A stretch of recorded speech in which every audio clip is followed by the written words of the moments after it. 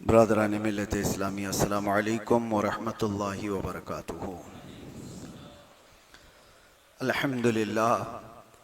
अल्हम्दुलिल्लाहिल हन्नानिल mannan अल्लज़ी खलक़ल इंसान व अल्लमहुल बयान वस्सलातु वस्सलामु अला रसूलिही सय्यिदिल इंसी वल जान व अला आलिही व अस्हाबिही ज़िल खैरि वल इहसान अम्मा बअद। फ़अऊज़ु बिल्लाहि मिनश शैतानिर रजीम बिस्मिल्लाहिर रहमानिर रहीम। फ़क़ुल्तु अस्तग़फ़िरू रब्बकुम इन्नहु कान गफ़्फ़ारा युरसिलिस समाअ अलैकुम मिदरारा व युमदिदकुम बिअमवालिन व बनीन व यजअल लकुम जन्नातिन व यजअल लकुम अनहारा। सदक़ल्लाहु मौलानाल अज़ीम। बारगाह रिसालत मुआब सल्लल्लाहु अलैहि वसल्लम में दुरूद पाक का हदिया पेश करें। अल्लाहुम्मा सल्लि अला सय्यिदिना मुहम्मदिन मअदनिल जूदि वल करम व आलिहि व अस्हाबिहिल किराम व इब्निहिल करीम व बारिक व सल्लिम सलातन दाइमतन सरमदन अबदा। हम इस्लामी नए साल में दाखिल हो चुके हैं।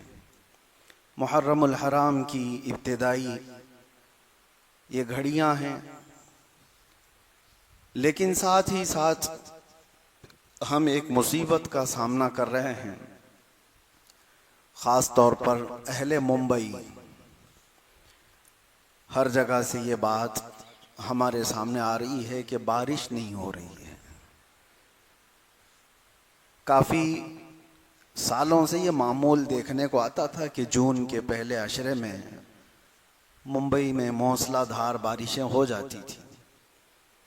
वक्त बढ़ता चला गया है और भी कई इलाके ऐसे हैं जहां सूखा पड़ रहा है, बारिश की किल्लत है। तो आज मैं आपको ये बताना चाहता हूं कि बारिश के रुकने के और न आने के असबाब क्या हैं। साइंटिफिक एतबार से लोग अलग अलग अपने नज़रिए बयान करते हैं। हवा में नमी ना हो तो बारिश नहीं आएगी, फला हो। हम मुखबिर सादिक रसूल अकरम सल्लल्लाहु अलैहि वसल्लम की ज़ुबान से सुनते हैं। इब्न माजा की हदीस है, अन अब्दुल्लाह इब्न उमर रदियल्लाहु अन्हु क़ाल क़ाल रसूलुल्लाह सल्लल्लाहु अलैहि वसल्लम। हुज़ूर पाक सल्लल्लाहु तआला अलैहि वसल्लम से रिवायत किया, हज़रत अब्दुल्लाह इब्न उमर ने फरमाते हैं, लम यमनउ अमवाल ज़कातिहिम मुनिउल क़त्र मिनस समा इल्ला मुनिउल क़त्र मिनस समा। हुज़ूर पाक सल्लल्लाहु अलैहि वसल्लम फरमाते हैं कि लोग जब जब अपने ज़कात का माल दबा करके रखते हैं, उनसे बारिश को रोक लिया जाता है। हदीस है, वलौलल बहाइमु लम युमतरू। और हदीस में हुजूर ये भी फरमाते हैं, अगर जानवर ना होते जमीन पर तो कभी बारिश ही नहीं दी जाती, फिर इनको पानी ही नहीं दिया जाता। हुजूर पाक सल्लल्लाहु तआला अलैहि वसल्लम फरमाते हैं, जब जब तुम अपना माल रोकोगे, अल्लाह बारिश रोक लेगा। और एक हदीस है दूसरी जगह पर, अल्लाह के नबी सल्लल्लाहु तआला अलैहि वसल्लम इरशाद फरमाते हैं, मुझे डर है इस बात का कि 5 चीज़ों में किसी एक में तुम मुब्तला ना हो जाओ। हुजूर जिस सहाबी को ये नसीहत कर रहे हैं, 5 चीज़ें ऐसी हैं जिसमें अगर तुम मुब्तला हो गए तो अल्लाह का अजाब देखोगे और बारिशें रुक जाएंगी, बारिश को रोक लिया जाएगा। पूछा गया, या रसूल अल्लाह सल्लल्लाहु अलैहि वसल्लम, वो 5 चीज़ें क्या हैं? तवज्जो चाहता हूँ मेरे अजीज़ गौर से। सबसे पहली चीज़ मेरे आका सल्लल्लाहु अलैहि वसल्लम फरमाते हैं कि जब खुल करके एलानिया तौर पर गुनाह होने लग जाए, ओपनली सब कुछ किया जाने लग जाए, तो ये अल्लाह के अजाब को दावत देने वाला पहला अमल है। लोग अपनी बुराइयों को छुपाया करते थे, लेकिन इस दौर में अपनी बुराइयों को जाहिर करने का फैशन आ चुका है।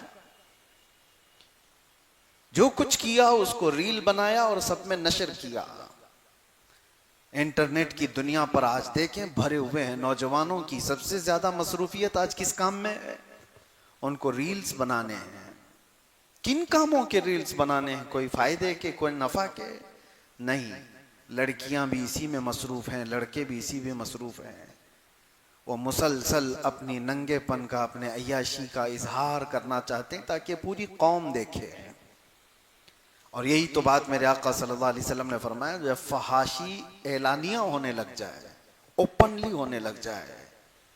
और एक हदीस मैंने इससे कबल भी आपके सामने जिक्र किया था। 3 चीजें मेरे आका सल्लल्लाहु अलैहि वसल्लम ने फरमाया था, 3 चीजें जब तुम देख लो तो जमीन के ऊपर रहने से जमीन के नीचे रहना बेहतर है।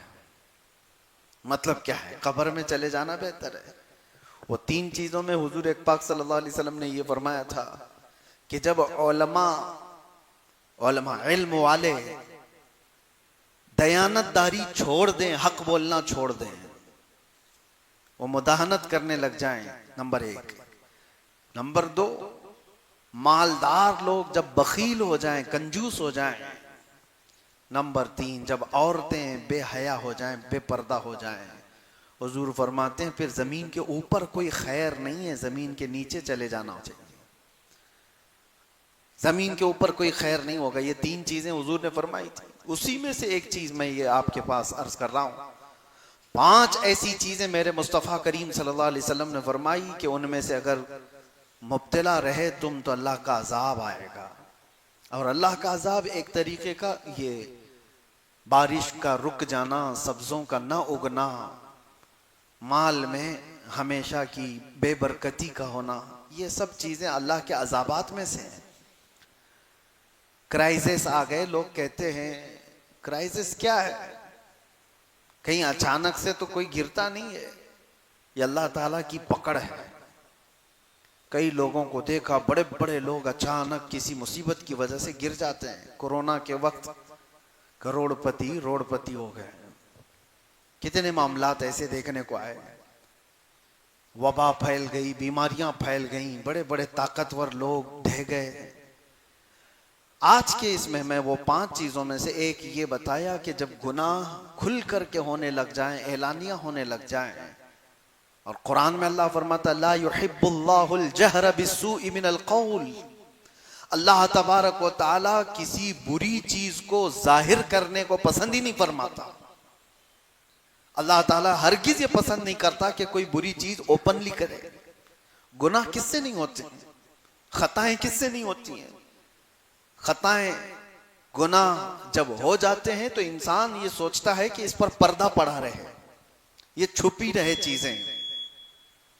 लेकिन कोई बंदा अगर आकर के बताता है मैं सूदखोर हूं, मैंने 4 औरतों से जिना कर लिया है, मुआज़ल्लाह रब्बिल आलमीन, कोई अगर आकर के बताए फलां की चोरी मैंने की है, तो वो अपने गुनाहों का इजहार कर रहा है और मखलूक को गवाह बना रहा है अपने गुनाहों का, दूसरों को अपने गुनाहों पर गवाह बना रहा है।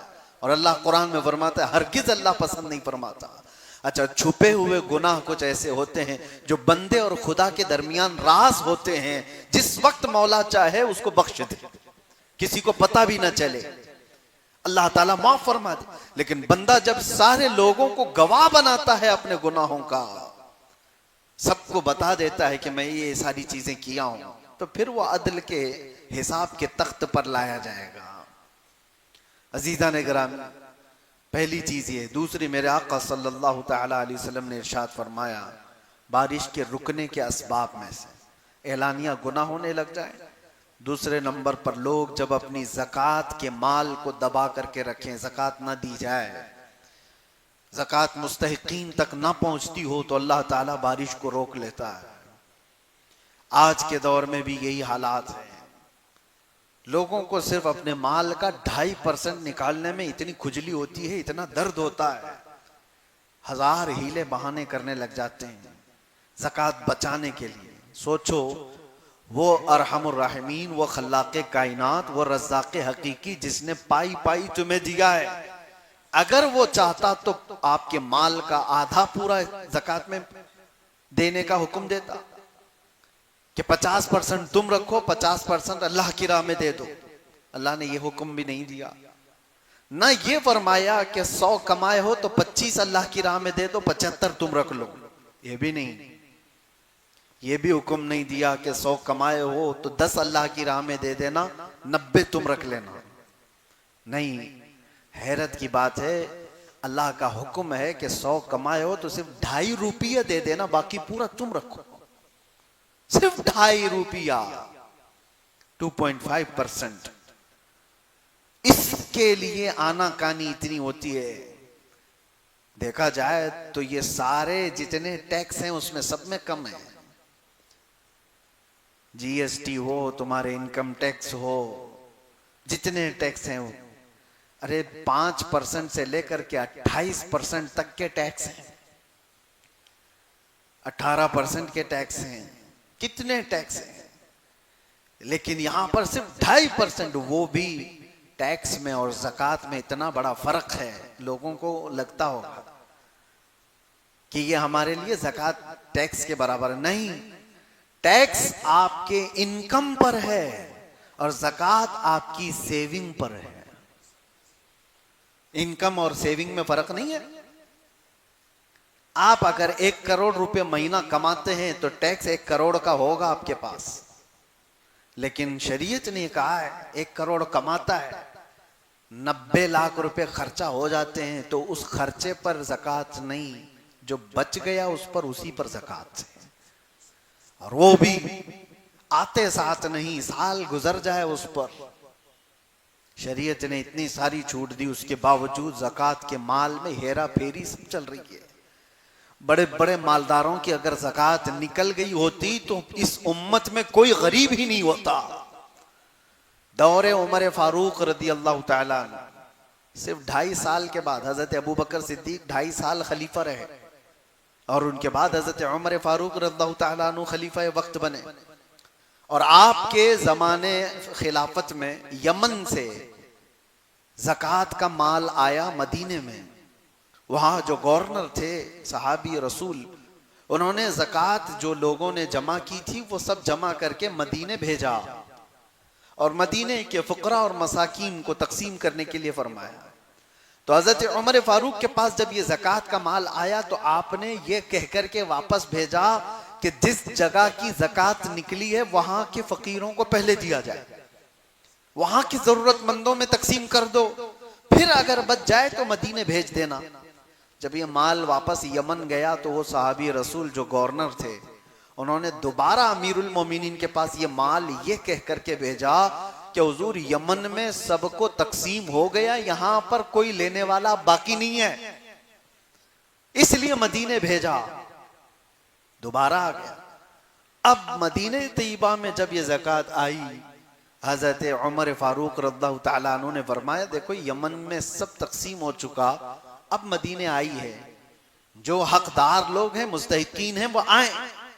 3 दिन तक ऐलान होता रहा, मदीने की गलियों में ज़कात लेने वाला कोई नहीं था, ज़कात देने वाले सब थे,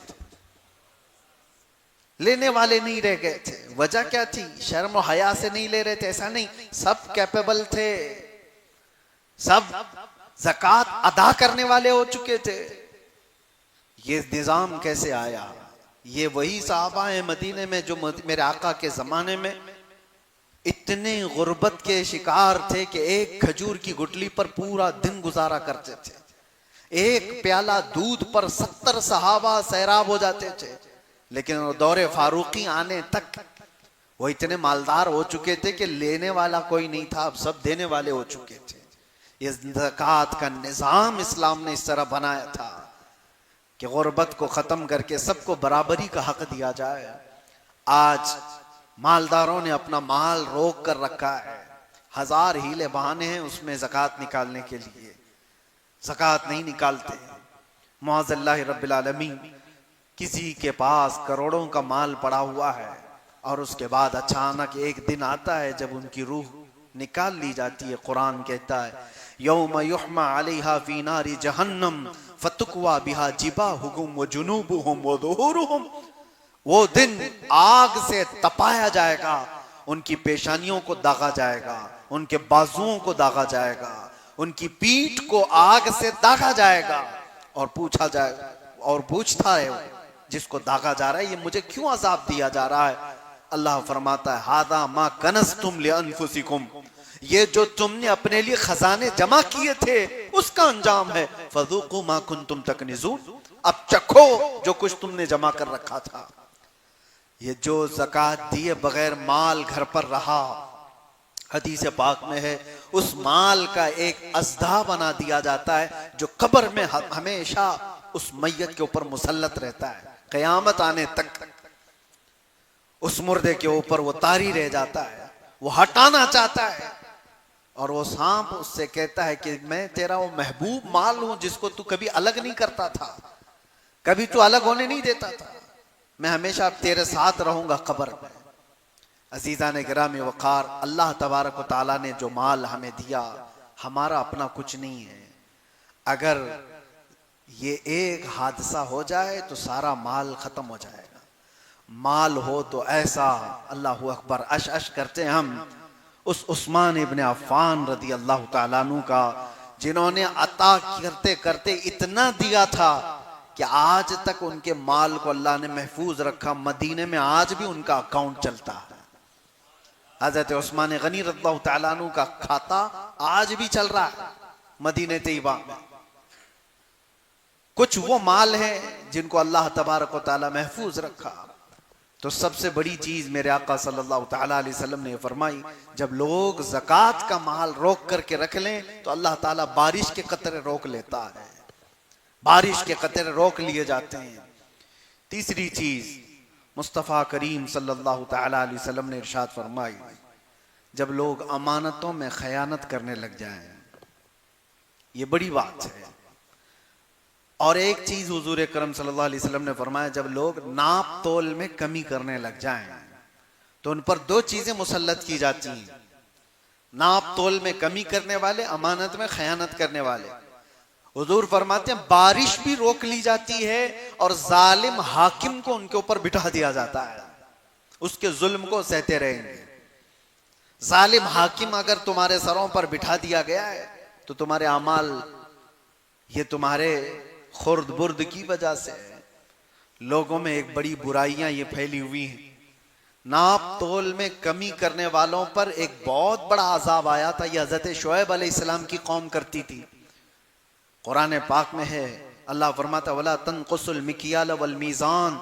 हज़रत शुएब अलैहिस्सलाम कहते थे कि नाप तोल में हरगिज कमी ना करो, ये अल्लाह के अजाब को दावत देने वाली चीज है। लेकिन वो कौम मानती नहीं थी। फिर अल्लाह का अजाब आया, बहुत भयानक अजाब आया था। हजरत शुएब अलैहिस्सलाम की कौम हिलाक व बर्बाद हो गई। आज भी इस उम्मत में अगर ऐसे लोग हैं जो इस तरह के हीले बहाने करके खुर्द-बुर्द करके थोड़ा सा बचाना चाहते हैं, दूध में पानी मिलाने वाले, अशियाए खुर्दनी में खाने पीने की चीजों में मिलावट करने वाले, तोलने वाली चीज में कांटे के साथ धोखा करने वाले, कुछ ऐसे लोग भी मेरे पास आए थे जिन्होंने कहा कि हमारा काम है ये जो वजन करने वाला कांटा बनाना। लेकिन उनसे कहते कई दुकानों वाले हैं, बड़े बड़े लोग हैं, वो हमें सिर्फ ऑफर ये देते हैं कि इतने पैसे दे दूंगा, कांटे में ये करके दे दो। अब तो डिजिटल आ गया, पहले पत्थर रखे जाते थे, कहा कि मशीन में ये करके दे दो। 800 ग्राम का ही होना चाहिए माल, लेकिन दिखाना चाहिए 1 किलो का। तो ये जो कलाकार लोग हैं, पैसे लेकर के करने वाला कर देता है, लेकिन जो जमीर नहीं बेचता वो मना कर देता है। मेरे अजीजों, आज के दौर में भी ये सब चीजें मौजूद हैं। छोटी छोटी चीजों में खयानत करने वाले। इसीलिए मेरे आका सल्लल्लाहु तआला अलैहि वसल्लम फरमाते, मोमिन हर बुराई कर सकता है लेकिन झूठा और खयानतदार नहीं हो सकता। झूठ और खयानत मोमिन के लिए है ही नहीं, खयानत करना।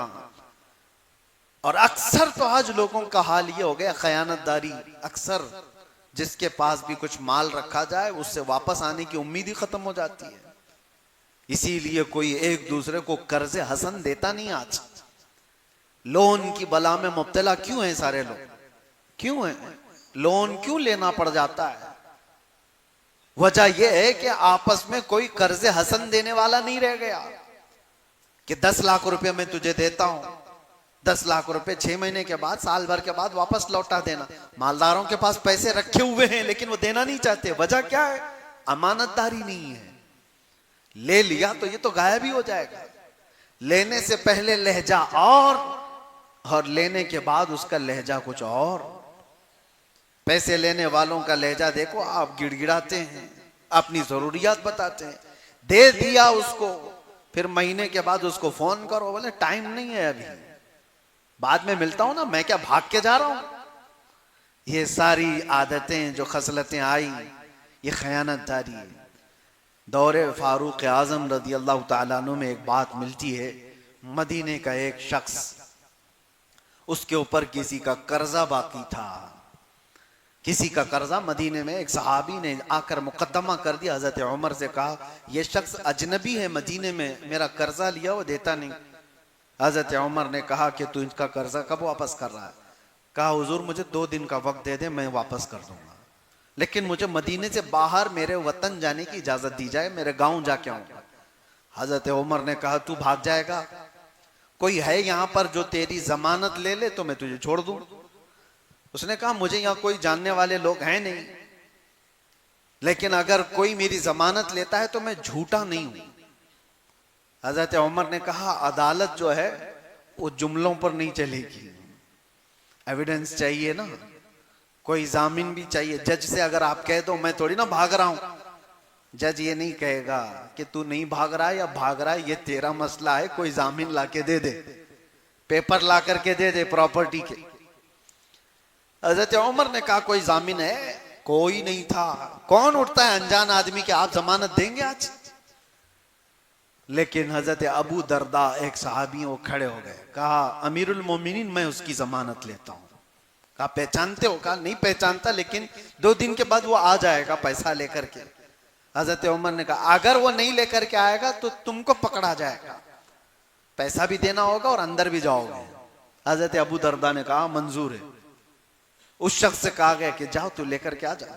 वो गया, 1 दिन 2 दिन, शाम हो रही थी, आया नहीं। हजरत उमर ने अबू दरदा को बुलाया, आ जाओ। वो तो आया नहीं जिसकी तुम जमानत लिए थे, और वो सहाबी भी आ गए जिन्होंने जिनका कर्जा बाकी था। तो इतने ही में मगरिब से पहले पहले वो हाँफता कांपता दौड़ता हुआ वो बंदा आ गया, अदालत में आया और कहा कि हुजूर उनके जो पैसे बाकी थे मैं लेकर के आ गया, इंतजाम कर रहा हूं। इतना करना था कि वो सहाबी रसूल जिनका कर्जा बाकी था वो खड़े हो गए, कहा अमीरुल मोमिनीन अल्लाह की इज्जत की कसम मैं आपके सामने गवाही देता हूं कि इस बंदे का कर्जा मैंने माफ कर दिया, मुझे वापस नहीं चाहिए, मैंने माफ कर दिया। अब सुनिए, उन्होंने कर्जा माफ कर दिया। अब हजरत उमर ने इन तीनों से एक एक सवाल किया। पहले ये शख्स से कहा तू तो चला गया था, भाग गया था, तेरा गांव भी नहीं मालूम, तू कहां का रहने वाला, पैसा लेकर के चला गया होता तो तुझे पकड़ने में बड़ी दिक्कत आ सकती, या तू छुप छुपा करके रह सकता था, आया क्यों अपने टाइम पर? तवज्जो है मुसलमानों। वो शख्स कहता है अमीरुल मोमिनीन मैं चाहता तो भाग कर चला जाता, लेकिन वापस अपने वादे के मुताबिक इसलिए आ गया कि बाद को कोई आने वाला ये न कह दे कि मोहम्मद के गुलाम धोखेबाज होते, मेरे नबी सल्लल्लाहु अलैहि वसल्लम तक कोई कह न दे कि उनके गुलामों में वादा खिलाफी है, इसलिए मैं वापस आ गया, वादा किया था तो पूरा कर दिया। हजरत उमर रज़ियल्लाहु तआला अन्हु ने अबू दरदा सहाबी से पूछा कि आप तो जानते नहीं थे, इसको कैसे जमानत दे दी? उन्होंने कहा अमीरुल मोमिनीन मेरी तमन्ना ये थी कि अनजान है लेकिन है तो मुसलमान, है तो मुसलमान, कोई तो इसकी जमानत नहीं ले रहा था, मैं भी ना लेता तो दिल में ये ख्याल आया कहीं बाद को दूसरी कौमें ये ना कह दें कि मोहम्मद के गुलामों में अब लोगों से हमदर्दी करने का जज्बा भी खत्म हो गया, लोग ये ना कह दें कि लोगों से हमदर्दी का जज्बा खत्म हो गया, इसलिए मैं खड़ा हुआ उसकी हमदर्दी में। और वो कर्ज खा साहबी से पूछा आपने अभी क्यों माफ कर दिया, पहले तो माफ कर सकते थे। उन्होंने कहा पहले इसके बारे में इतना नहीं मालूम था, लेकिन अपने वादे के मुताबिक बराबर आ जाने वाला शख्स मेरे नबी का सच्चा गुलाम, मैंने अपना कर्जा इसलिए माफ कर दिया कि लोग कल को ये न कहें कि मोहम्मद अरबी के गुलामों में माफ करने का जज्बा खत्म हो गया है। तीनों का एक ही मिशन था कि हुजूर पर कोई उंगली ना उठाए। अजीज़ान गिरामी वक़ार, अमानत सहाबा इकराम में इस तरह की थी कि वो वक्त का भी लिहाज रखते थे और लोगों का भी लिहाज रखते थे। क्या आज ये माशरे में बात आ सकती है? और हुजूर पाक सल्लल्लाहु तआला अलैहि वसल्लम ने फरमाया, जब अमानत में लोग खयानत करने लग जाएं तो समझ लो कि बारिश रोक ली जाती है, और नाप तोल में कमी करने लग जाएं तो बारिश रोक ली जाती है। और इल्म के सिलसिले में भी फरमाया गया, जब इल्म खत्म हो और जहालत आम होने लग जाए तो ये बाजार गुनाहों का है। यहाँ अब इल्म की तलब किसी को नहीं है। अब इल्म की तलब कहाँ है किसको? हर कोई अपने अपने जिंदगी में मगन है। वो इंटरनेट की दुनिया का शागिर्द है। आज सब गूगल के शागिर्द हैं, सब इंस्टा फेसबुक के शागिर्द हैं। हाथों में अल्लाह की किताब कब आई थी पता ही नहीं है, हदीस रसूल कब पढ़ा था ये पता ही नहीं है। जो कुछ भी आज डिपेंडेंट हैं वो सिर्फ मोबाइल पर हैं, इंटरनेट की दुनिया पर हैं। सच बताओ, अपने ज़मीर पर हाथ रख करके इन हाथों को देखो, पूछो आखिरी बार कब कुरान उठाया था, आखिरी बार कब हदीस रसूल उठाया था, कोई किताब पढ़ा था? इल्म की तलब खत्म हो गई, जहालत हमारे मुआशरे में आम हो गई है। अजीज़ा ने गिरामी वक़ार, ये सारे वो असबाब हैं जिसकी वजह से बारिशें रोक ली जाती हैं। मैंने सूरह नूह की आयत तिलावत की थी, इलाज भी तो सुनते जाए। ये तो असबाब है, इलाज क्या है? सैयदना नूह अलैहिस्सलाम फरमाते हैं, फ़क़ुल्तु इस्तग़फ़िरू रब्बकुम इन्नहु कान गफ़्फ़ारा।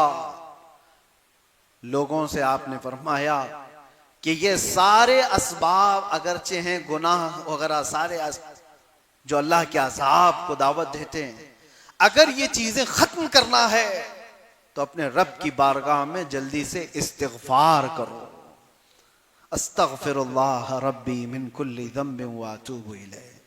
ये एक शख्स हजरत हसन बसरी के पास आया, कहा कि बारिश नहीं है, कहत पड़ गया है। आपने फरमाया इस्तिग़फ़ार करो। और फिर एक शख्स आया, उसने कहा मेरी औलाद नहीं है। आपने कहा इस्तिग़फ़ार करो, अल्लाह बेटे दे देगा। फिर एक शख्स आया, उसने कहा मेरे बगीचे हैं और वो सब सूखने पर आ गए हैं। आपने कहा इस्तिग़फ़ार करो। लोगों ने पूछा, तीन अलग अलग लोग आए, अब तीनों को इस्तिग़फ़ार करने का ही फरमान है। आपने यही आयत पढ़ी जो सूरह नूह की मैंने पढ़ी है। फरमाते, अल्लाह फरमाता है इस्तग़फ़िरू रब्बकुम इन्नहु कान गफ़्फ़ार। आपने रब से इस्तिग़फ़ार करो, बेशक वो गफ़्फ़ार है। और जब कोई इस्तिग़फ़ार करता है तो अल्लाह क्या करता है? युरसिलिस समा अलैकुम मिदरारा, खूब झमाझम उन पर बारिशें बरसाता है। वह युमदिदकुम बिअम्वालिन व बनीन, और उनको बड़े माल से और उनको औलाद से अल्लाह मदद फरमाता है। तीसरी चीज, वयजअल लकुम जन्नातिन वयजअल लकुम अनहारा, अल्लाह उनको हरे भरे बगीचे देता है और खूबसूरत में बहती हुई नहरें अता करता है। जब कोई इस्तिग़फ़ार करता है तो ये तीन चीजें फरमाई गई। इसीलिए मेरे अजीजों, आज कसरत से इस्तिग़फ़ार की जरूरत है। आप इस्तिग़फ़ार करो, रब तबारक व तआला ये आसमान के दरवाजे खोलेगा, इंशाअल्लाह बारिशें आएंगी, वो कतरात आएंगे। और एक बात जाते जाते अर्ज करता हूँ, मूसा अलैहिस्सलाम के पास लोग आए और कहत साली की शिकायत किए, सूखा पड़ गया है, बारिशें आ नहीं रही हैं। आप सारे लोगों को लेकर के एक मैदान में गए, कहा दुआएं करते हैं अल्लाह की बारगाह में। और नबी तो मुस्तजाब दावत होते, दुआएं की। जैसी हज़रत मूसा अलैहिस्सलाम दुआ करके निकले, आप तो मुस्तजाब दावत थे, लेकिन हुआ ये कि आसमान और खुल गया, सूरज और तेज गर्मी बरसाने लगा। बारिश के कोई इम्कान ही नहीं, सूरज और गर्म हो गया, तपती हुई गर्मी आ गई। मूसा अलैहिस्सलाम को खौफ हुआ, अर्ज करने लगे, रब्बल आलमीन, क्या मेरी वजाहत तेरे दरबार में कम हो गई? अगर मेरी वजाहत तेरे दरबार में कम हो गई तो मैं आखिरी नबी मोहम्मद रसूलुल्लाह सल्लल्लाहु अलैहि वसल्लम के वसीले से मांगता हूं। सुनो, मूसा अलैहिस्सलाम कह रहे हैं, आखिरी नबी के वसीले से मांगता हूं कि मौला हम पर आसमान के दरवाजे खोल दे। रब ताला की तरफ से निदा आई, ऐ मूसा तुम्हारी वजाहत हमारे दरबार में कम नहीं हुई, लेकिन बात यह है तुम्हारी जमात में एक शख्स 40 साल से मुसलसल गुनाहों में मुब्तला है, जिसने हमको नाराज कर रखा है, और जब तक वो तुम्हारी जमात में होगा मैं बारिश का एक कतरा भी नहीं बरसाऊंगा। मूसा अलैहिस्सलाम को ये जलाल भरा हुक्म आया। आपने रब ताला की अल्लाह ताला के इस पैगाम को अपनी कौम में सुनाया कि कोई बंदा ऐसा है जो 40 साल से फला फला गुनाहों में मुब्तला है, जो रब ताला के कहर को जोश में दिलाया हुआ है, इस वजह से बारिशें रुकी हुई हैं, तो कौन हटता? आपने फरमाया जो भी है वो हट जाए, हमारे मजमे में से निकल जाए, बस्ती से आबादी से निकल जाए। लेकिन मजमे में से कोई ऐसे जाएगा? कोई है? अगर किसी को कह दिया है कि जो चोर है वो उठ जाए, कौन उठने वाला है? लेकिन जो बंदा था वो तो था। आपने निशान भी बता दिए, फला फला गुनाहों में मुब्तला है कोई। अब जो बंदा था उस जमात में मौजूद, वो देखने लगा बड़ा मजमा है, लोग रो रहे हैं, गिड़गिड़ा रहे हैं, और मेरे बारे में हुक्म आ गया मैं ही वो शख्स हूं, जाऊं तो कैसे मैं जलील हो जाऊंगा, बहुत बुरी तरह से। उसने अपनी चादर अपने चेहरे पर डाली और रब ताला की तरफ तवज्जो किया, कहा ऐ रहमान, ये सच बात है कि 40 साल मैंने गुनाह किया, लेकिन ये भी सच है कि 40 साल तक तूने पर्दा डाल रखा, तूने मुझे मोहलत दे रखी, मैं 40 साल तक नाफरमानी करता रहा और तू 40 साल तक मोहलत देता रहा। ऐ परवरदिगार, अब तेरा बंदा तेरे दरबार में तौबा करने के लिए आया है, बस मुझे इतनी मोहलत दे दे कि इस जमात में मुझे जलील होने से बचा दे, इस जमात में मुझे जलील होने ना दे, और अगर मेरी वजह से बारिशें रुकी हुई हैं तो मौला मुझे इस जमीन से उठा ले। मैं अगर इस जमीन पर अब कदम रखने के काबिल नहीं रह गया तो अब मुझे इससे उठा ले, लेकिन तेरे नबी मूसा अलैहिस्सलाम और उनकी कौम के सामने मुझे जलील होने से बचा ले। चादर में मुंह डाल करके रो रहा था। मूसा अलैहिस्सलाम की कौम मैदान में खड़ी है, जलाल भरा हुक्म था मूसा अलैहिस्सलाम का। अचानक देखते हैं अबर छा गया और मूसलाधार बारिशें शुरू हो गई। एक बंदा भी मजमे में से हटा नहीं और बारिश आ गई, पूरी बारिश बरसने लगी। मूसा अलैहिस्सलाम रब ताला से अर्ज करते हैं कि मौला, तूने तो फरमाया था कि एक बंदा इसमें बड़ा गुनहगार है, 40 साल से नाफरमान है, उसकी वजह से मैंने बारिशें रोक रखी हैं, मगर अब तक तो इस मजमे में से कोई बंदा निकला तो नहीं, बाहर गया तो नहीं, फिर बारिश आ कैसे गई? अल्लाह फरमाता, ऐ मूसा, हमने बारिश रोक रखी थी उस गुनहगार की वजह से, अब बारिश बरसा भी रहे तो उसकी तौबा की वजह से, उसकी तौबा की वजह से उसने तौबा कर लिया। अब वो कौन था उसको छुपा दिया गया है, वो अरहमुर राहिमीन है। अजीजो आओ, कुरान कहता है वतूबू इलल्लाहि जमीअन अय्युहल मुमिनून लअल्लकुम तुफ्लिहून, सब के सब तुम मिल करके अल्लाह की बारगाह में तौबा करो ऐ ईमान वालो, अन करीब अल्लाह तुम्हें कामयाब कर देगा। इसलिए इस्तिग़फार ज्यादा से ज्यादा करो। आज का दिन ये जुमा का है और हमारे मुहर्रमुल हराम की इब्तिदा के बाद इस्लामी नए साल का ये पहला जुमा है। इस जुमा को कसरत से इस्तिग़फार करो, इस्तिग़फार करो, और इंशाअल्लाह अज़ीज़ इस्तिग़फार की बरकतें आप देखेंगी। आसमान अबरालूद होगा और इंशाअल्लाह मेरा रहमान हम सबको अपने कतराते बारिश से सैराब भी फरमाएगा। अस्तग़फिरुल्लाह रब्बी मिन कुल्ली ज़ंबिन व अतूबु इलैह, अस्तग़फिरुल्लाह रब्बी मिन कुल्ली ज़ंबिन व अतूबु इलैह, अस्तग़फिरुल्लाह रब्बी मिन कुल्ली ज़ंबिन व अतूबु इलैह, व आखिरु दावाना अनिल हम्दुलिल्लाहि रब्बिल आलमीन।